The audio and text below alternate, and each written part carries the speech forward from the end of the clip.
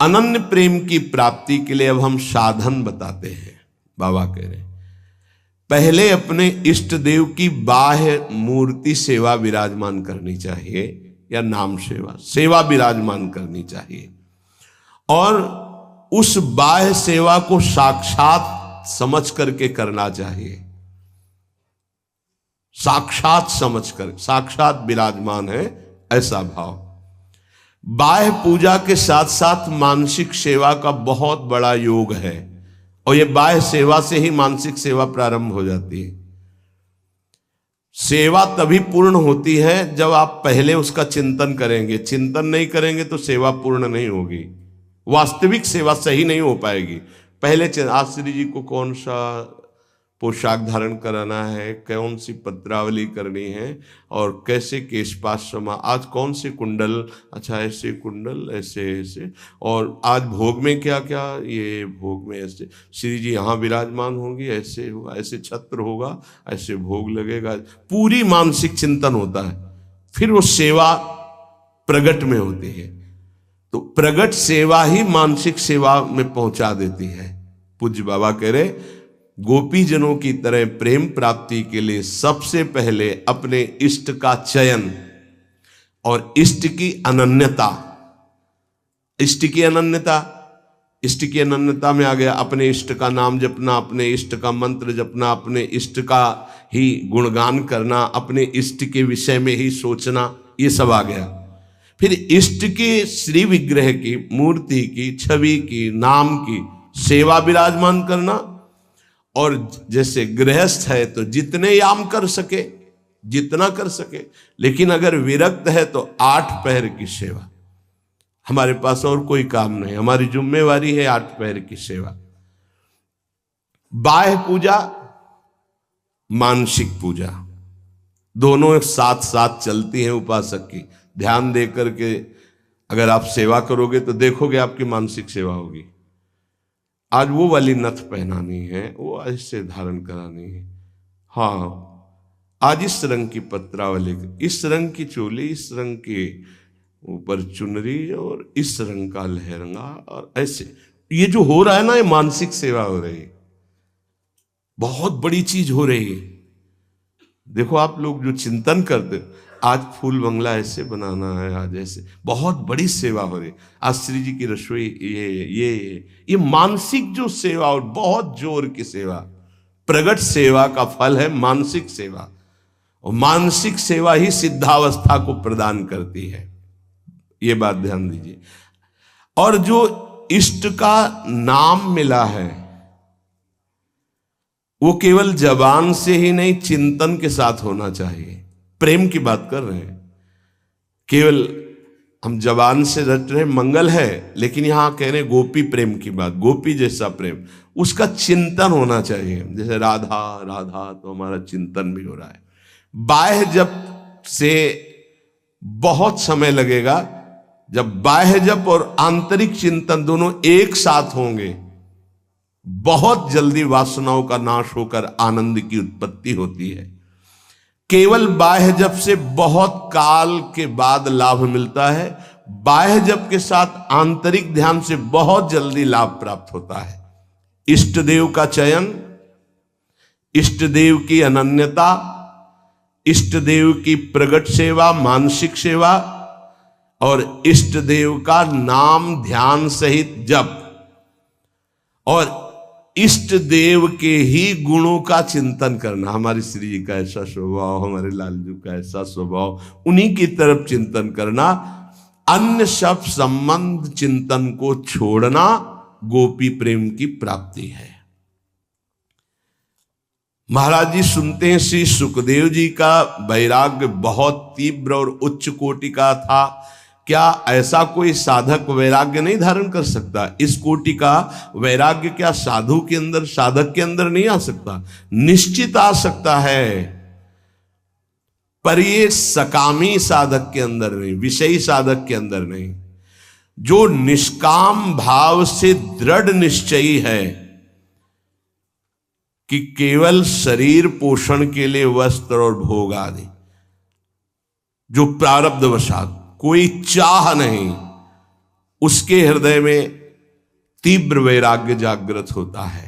दृढ़ लक्ष्य, दृढ़ निश्चयी, शरीर की भी परवाह नहीं, नहीं खान पान ते भावे है, नहीं कोमल वसन सुहावे है, सब विषय लगे ते खारा है, हरि आशिक का मग न्यारा है। जो अंदर से दृढ़ निश्चयी नहीं है, अंदर से भगवत प्रेम का भाव लक्ष्य नहीं है, तो बाह्य त्याग फिर दंभ पैदा कर देता है, दिखावटीपना फिर आने लगता है, जो बहुत ही साधक के जीवन में धोखा पैदा कर देता है। ये बुद्धि है बहुत जल्दी सिद्ध होना चाहती, फिर वो नाटक शुरू कर देता है, बहुत शास्त्र विरुद्ध आचरण होने लगते हैं। इसलिए निष्काम भगवत प्राप्ति का दृढ़ लक्ष्य, निरंतर भगवत चिंतन, खान पान आदि से राग रहित, तो श्री सुखदेव जी जैसा वैराग्य आ ही जाएगा। पूज्यपाद बाबा कहते ऐसा नहीं कि उनको जो वैराग्य था वो किसी को प्राप्त ही नहीं हो सकता। लाखों हो गए हैं, देखा थोड़ी सबने, लाखों हो गए, लाखों हैं, लाखों होते रहेंगे। ये भगवान की सृष्टि है। जैसे जड़ भरत जी की स्थिति आई, उनसे ऊंची ऊंची स्थिति के ज्ञानी महापुरुष देखे गए, उनसे ऊंची स्थिति के ज्ञानी महापुरुष देखे गए, पर चर्चा उनकी गाई गई है। भगवान ऋषभदेव जी के पुत्र हैं, लेकिन ऐसे लाखों जड़ भरत हो चुके, लाखों होंगे। ये भगवान की सृष्टि, ऐसे ऐसे महापुरुष ब्रह्मबोध संपन्न देखे गए, जिन बिल्कुल निरपेक्षता की मूर्ति, निरपेक्षता की मूर्ति। हाँ, जिस दिन से सन्यास हुआ कभी वस्त्र ही नहीं धारण किया, दिगंबर, गंगा जी का किनारा वही, और ऐसा सरल स्वभाव कि मतलब देखने से ऐसा लगता था देखता ही रहे कोई।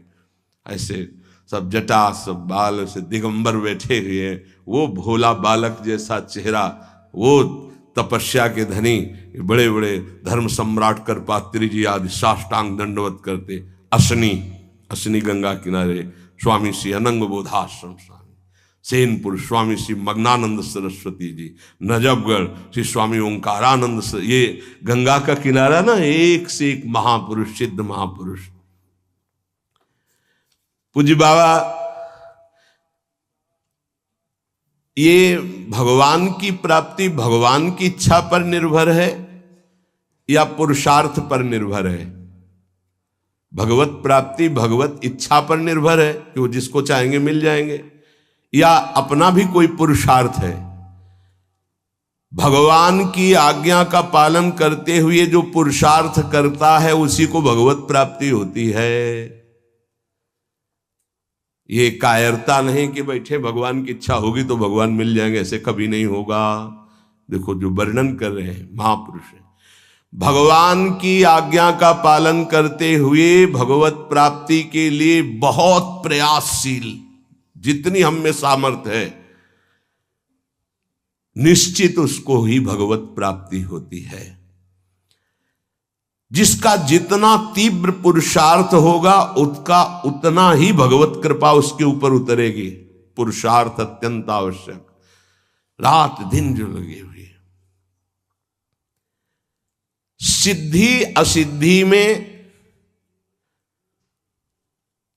सम रहना है भगवान की इच्छा की बात है, ये छोड़ दो भगवान पर। फल की सिद्धि असिद्धि में हमारा प्रयास पूरा रहेगा, उसी को भगवत प्राप्ति होगी। सिद्धि असिद्धि में सम रहो, लाभ मिला कि नहीं मिला, फायदा हुआ कि नहीं, इस पर सम रहो, इस पर ध्यान मत दो। तुम पुरुषार्थ करते रहो, प्रयास करते रहो, निश्चित तुम्हें भगवत प्राप्ति हो जाएगी, पक्का। देखो ये पूरे जीवन की यात्रा की बात है, 4 दिन में सुधरने वाले नहीं हैं। विश्वास हमारी बात पर करना, ये कोई छोटे मोटे शत्रु नहीं है, नहीं तो तुम्हारी साधना फिर ढीली हो जाएगी कि 2 साल हो गए, अभी तो हम काम विजयी नहीं हुए, क्रोध विजयी नहीं हुए, अभी हम लोभ विजयी नहीं हुए, मोह विजयी। छोड़ो ये सब बातें, तुम भजन का पुरुषार्थ करो, जैसी स्थिति है वैसे शांत रहो, शांति से ये नष्ट हो जाएंगे। निरंतर भगवान के स्मरण में लगे रहो। भक्तों की ये मान्यता फल पर होती है कि भगवान जैसा चाहे, लेकिन पुरुषार्थ पर नहीं। हमें जो समय, जो दिनचर्या, जो भजन, उस पर हम कायर बन करके नहीं बैठेंगे अब जैसा भगवान, नहीं। उसके लिए हमें जो गुरुदेव ने आज्ञा करी, जो दिनचर्या, जो भजन, उस पर तत्पर रहेंगे। आप बहुत जोर देते हैं भजन पर, तो भजन किसे कहते हैं? अर्थात हम किसको माने कि भजन हो रहा है? उत्तर, अंतःकरण में निरंतर अपने इष्ट का गाढ़ चिंतन होना भजन कहा जाता है। अंतःकरण शब्द बोला है, यहां से गाढ़ चिंतन होना, निरंतर भजन कहते हैं, जिसे भगवदाकार वृत्ति, उसे भजन कहते हैं। दूसरा भजन का अर्थ है सेव्य को सुख पहुंचाना, सेवा, भज धातु सेवायाम। उपासक दो ये बातें पकड़े रहता है, उसे भजनानंदी कहते हैं। अंतःकरण से अपने इष्ट का गाढ़ चिंतन, वो रूप का हो, नाम का हो, मंत्र का हो, और शरीर से प्रकट सेवा में प्रतिपल लगे रहना, ये दो वृत्ति जिसके अंदर है वो भजनानंदी है। सेवा में चाहे वो गृहस्थी की सेवा हो, व्यापार हो, नौकरी हो, किसानी हो, या विरक्ति की सेवा में जो भी सेवाएं हैं, शरीर से प्रतिपल सेव्य को सुख पहुंचाने के लिए सेवा, और हृदय से प्रतिपल आराध्य देव का स्मरण, इसी का नाम भजन है। और यही भजन परमानंद प्रदान करता है, यही भजन महापुरुष बना देता है, यही सेव्य के समान कर देता है। प्रभु सेव्य है, प्रभु के समान कर, ब्रह्मविद ब्रह्मयु भवति। तो भजन क्यों करना चाहिए? अरे अपना कमाते हैं, खाते हैं, जी रहे हैं, क्यों भजन करें? भजन इसलिए करना चाहिए कि हम अवगुणी हैं जन्म जन्मांतर से, अवगुण छोड़ने के लिए। हमारे अंदर बड़ी नीच वासनाएं हैं, उन वासनाओं का नाश करने के लिए। हम बड़े हीन विचार वाले हैं, उन विचारों का नाश करने के लिए। हमें हर तरफ से दुख ने घेर रखा है, उस दुख का नाश करने के लिए, जन्म मरण से छूटने के लिए ये हमें भजन करना है। हम जिसका भजन करते हैं उसके सारे सद्गुण हमारे अंदर आ जाते हैं। अतः हमें नाशवान वस्तु व्यक्ति का भजन नहीं करना, अविनाशी का भजन करना है। वो है श्री भगवान। भजन करने से सबसे बड़े भगवान है तो सबसे बड़ा बन जाता है। ये दीनहीन विचार, ये दुख, ये दुविधा, ये संशय, दरिद्रता, जन्म मरण, ये सब कूड़ा करकट खत्म हो जाता है। इसलिए भजन करना अत्यंत आवश्यक है। भजन करना अत्यंत आवश्यक है। इससे विशेष लाभ क्या होता है? भजन से विशेष लाभ यह होता है कि जहां से हम बिछुरे थे वहीं हम पहुंच जाते हैं। कहां से बिछुरे हैं? प्रभु से। ममैवांशो, कितना गलत हो गया है। भगवान ऐसा लगता कोई और है, और संसार लगता ये मेरे, और वो के ममैवांशो, वो मेरे पिता है, मेरे स्वामी, मेरे प्रीतम, मेरे सब कुछ, और उनको मैं भूल गया। ये बात जानने के लिए जब हम भजन करते हैं तो हमारे हृदय में आ जाता है कि हमारे प्रभु है। फिर जो सुख प्राप्त होता है वो कभी किसी लोक और भोग में नहीं प्राप्त हो सकता। प्रेम स्वरूप हमारे इष्ट है तो हमारा प्रेम स्वरूप जागृत हो जाता है। भजन का लाभ है भगवान से बिछुड़े थे भगवान से मिल जाना। अगर भजन ना करे तो, पहले कहा भजन क्यों करना चाहिए, अब कह रहे हैं अगर भजन ना करे तो, अगर भजन नहीं करोगे तो विषय फंसा लेंगे, काम क्रोध लोभ मोह मद, और तुम्हारी दुर्गति कर देंगे। ये क्षण भंगुर विषयों का चिंतन होगा, क्षण भंगुर विषयों का भोग होगा, तो तुम्हें एक क्षण भी सुख का अनुभव नहीं होगा, दुख ही दुख तुम्हें घेर लेगा। अतः निरंतर भजन करने के लिए इसीलिए कहा जाता है कि कोई विषय चिंतन न बने, कोई विषय क्रिया ना हो, कोई विषय हमें दुख में फंसा ना पावे। सबसे बड़ा लाभ निरंतर भजन है। भजन करने का अधिकारी कौन है? बहुत बड़े ज्ञानी प्रश्नकर्ता श्री अखंडानंद सरस्वती जी। भजन करने का अधिकारी कौन है बाबा? सब भजन करने के अधिकार, सबका अधिकार है भजन करने। बाल बच्चा कोई भी, पुरुष नपुंसक नारी वा जीव चराचर कोय, सर्व भाव भज कपट तज मोहि परम प्रिय सोय। बाबा ये भजन करने वालों में भी पाप कर्म देखे जाते हैं, ये क्यों नहीं छूटते हैं? भजन तो सब पापों का नाश कर देता है, फिर भजन करने वालों से पाप कर्म क्यों नहीं छूटते? क्योंकि वो सही भजन नहीं करते। बहुत ध्यान से समझना, वो विषय चिंतन करते हैं, विषय भोग करते हैं, उस समय भजन छोड़ देते हैं, जिससे पाप बनता है, भजन में अरुचि होती है। हम इसीलिए तो कह रहे हैं निरंतर भजन करो, विषय चिंतन मत करो। जो भजन भी करता है और विषय चिंतन और विषय भोग भी करता है, उसको जन्म जन्मांतर लग जाएंगे, बाबा कह रहे हैं। क्योंकि जन्म जन्मांतर इसी से होते चले आ रहे हैं, बार बार विषय चिंतन, बार बार विषय भोग।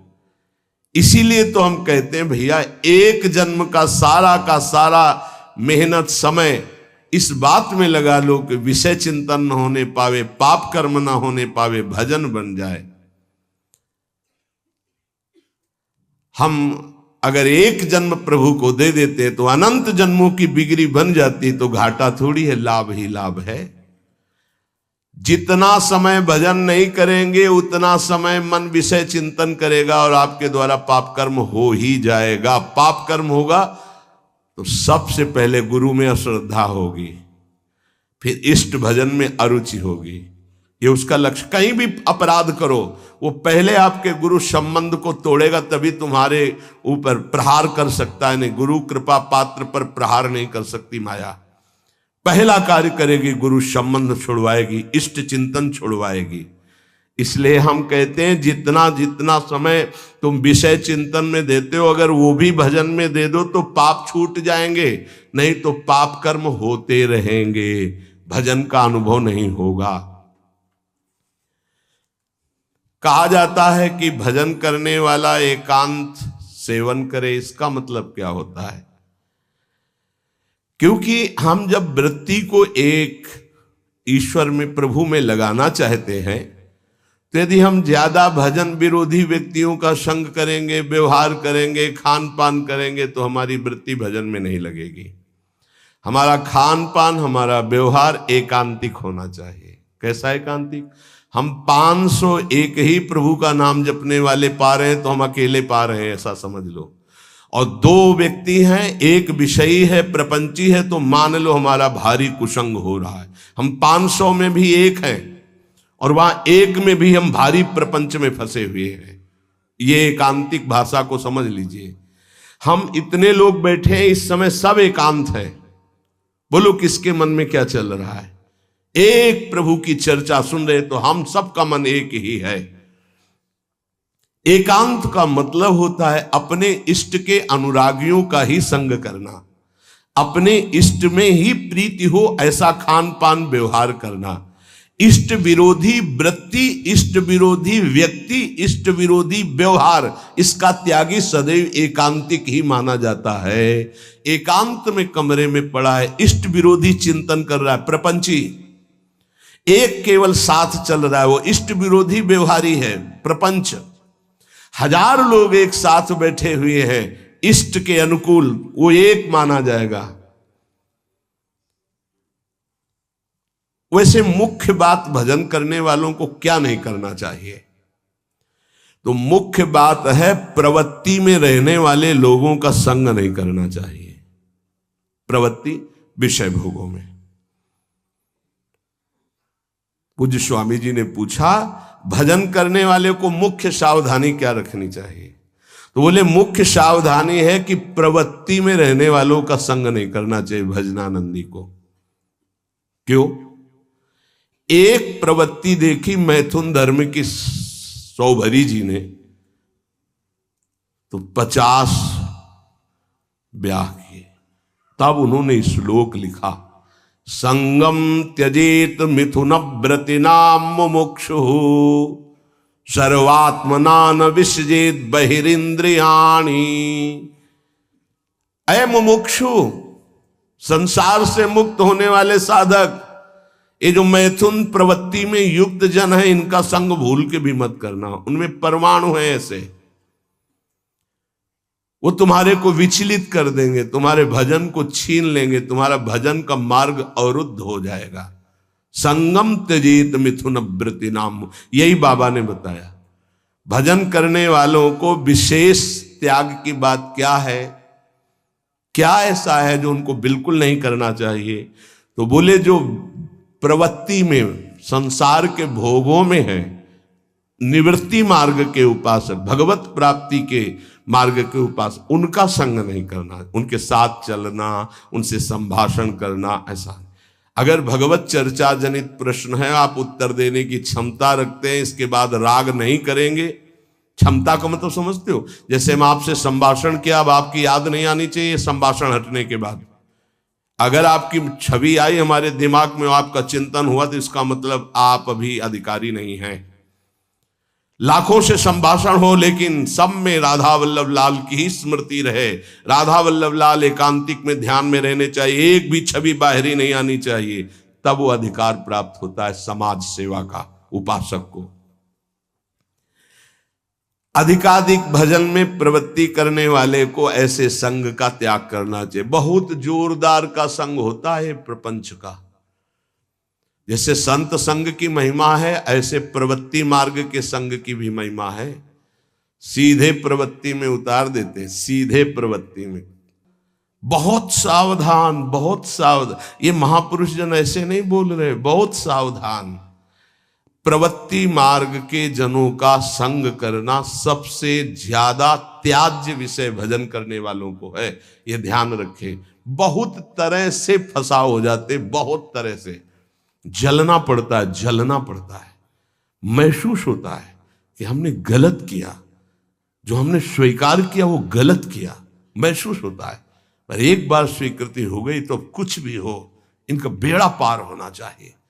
जिद्दी स्वभाव संतों का होता है, पर महसूस होता है। जब तक वैराग्य की प्रबल भूख न जागृत हो जाए और जब तक भगवत प्राप्ति का दृढ़ लक्ष्य न हो जाए, तब तक संग नहीं करना चाहिए। नहीं, रंग जो है वही चढ़ेगा जैसा हम करते हैं। महाराज सकाम भक्ति सुनते हैं और निष्काम भक्ति सुनते हैं, तो इसका क्या मतलब है? सकाम भक्ति और निष्काम भक्ति का अंतर क्या है? जो केवल प्रभु को चाहता है उसे निष्काम भक्त कहते हैं, और जो प्रभु से चाहता है उसे सकाम भक्त कहते हैं। सीधी भाषा में बाबा ने, जो केवल प्रभु को चाहता है वो निष्काम भक्त है, जो प्रभु से चाहता है वो सकाम भक्त है, जो केवल गुरुदेव को चाहता है वो निष्काम भक्त है, जो गुरुदेव से चाहता है अपनी अनुकूलता, अपने लिए, वो सकामता और निष्कामता में है। ये प्रभु से संबंध सिर्फ प्रभु चाहिए, प्रभु का वैभव, प्रभु से कुछ नहीं, सिर्फ प्रभु से प्रभु चाहिए, आप चाहिए, आप गुरुदेव से सिर्फ गुरुदेव चाहिए। आप अपने स्वरूप में स्थित हैं, आप अपने स्वरूप का बोध करा दीजिए। जो हम आपकी शरण में हुए हैं, हम आप में तदात्म हो जाएं, बस आपसे और कुछ नहीं चाहिए। केवल प्रभु से कोई चाहना, प्रभु से प्यार ना होना सकामियों का लक्षण है। प्रभु से कुछ न चाहना, केवल प्रभु से प्यार करना, यह निष्कामियों का लक्षण है। ऐसे बड़े बिरले निष्काम। और महाप्रभु अपने धर्म के लिए तो कहते हैं, सबसे पहले कह रहे सबसो हित निष्काम मति, कोई चाह नहीं। सुना है कि परा भक्ति और ज्ञान में कुछ अंतर रहता है या नहीं? आपका क्या विचार है? क्योंकि पराभक्ति और ज्ञान दोनों अलग अलग है, पर है कैसे? तो हम तो नारायण स्वामी के विचार को ही स्वीकार करते हैं। पूज्य बाबा कह रहे हैं पराभक्ति और ज्ञान में तनिको नाही भेद, नारायण मुख्य प्रेम है, कहे संत अरुवेद। जब पराभक्ति को उपासक प्राप्त होता है तो उसमें शुद्ध ब्रह्म बोध भी रहता है और भगवत प्रेम भी रहता है। ये बड़े आश्चर्य की बात है। गीता जी में तो संकेत रूप में बोध को ही प्रधान कहा। ब्रह्मभूता प्रसन्नात्मा न शोचति न कांक्षति, समा सर्वेषु भूतेषु मद भक्तिम लभते पराम। मेरी पराभक्ति का परम लाभ क्या हुआ कि ब्रह्मभूत हो गया। और बाबा नारायण स्वामी के दोहे से कह रहे कि पराभक्ति में एक चमत्कार विशेष ये होता है कि उसे ब्रह्मबोध भी हो जाता है, आत्मस्वरूप का बोध भी, और भगवत प्रेम भी हो जाता है। पराभक्ति और ज्ञान में तनको नाही भेद, इतना है कि इसमें मुख्य प्रेम भगवदाकार भी रहता, स्वरूप बोध भी हो जाता है, जो पराभक्ति को प्राप्त हो जाता है। भगवत प्राप्ति के अनेक मार्ग हैं।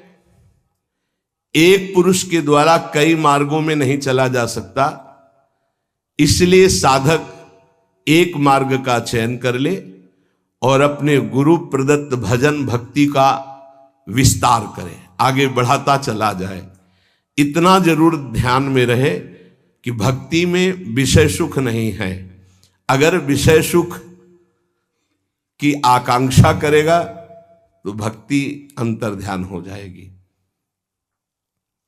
ऐसा मान ले कि हमारे भाग्य में नहीं है, मान लो ना, पर बड़े भाग्य हैं, कोई भाग्यहीन थोड़ी हो। ये जो विषय सुख है ये तो पापियों को भी प्राप्त है। सुत दारा धन लक्ष्मी पापियों के घर होए, संत समागम हरि कथा तुलसी दुर्लभ।